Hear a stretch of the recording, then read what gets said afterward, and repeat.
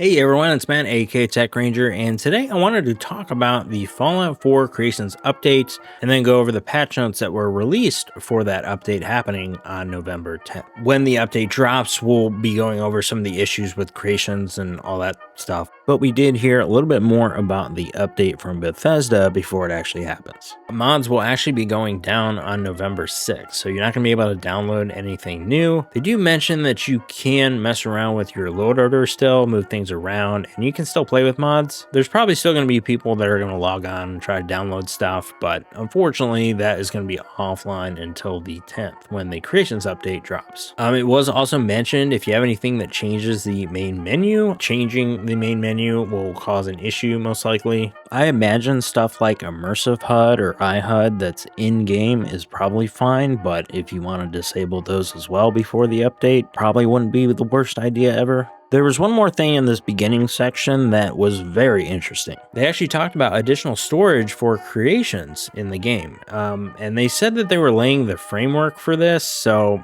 it doesn't necessarily mean that that's going to happen on November 10th. Color me surprised. Maybe they figured out a way to separate the saves from the partition used for mods. So that's pretty cool. Hopefully everybody's game saves are okay whenever they make that change, whether it's on November 10th or in the future with another update. As with anything though, there were no definitive promises, and it was mentioned by several on the Fallout 4 Xbox Mods Reddit so far that it's not necessarily a sure thing yet, but we'll find out when the update drops. A few interesting things in the remaining patch notes is that they talked about the NPC visual mods that are currently available for Fallout 4. Those would include changes to NPCs like raiders, synths, ghouls, just other human NPCs like the face gen bug or glitch. Supposedly they address that with this patch.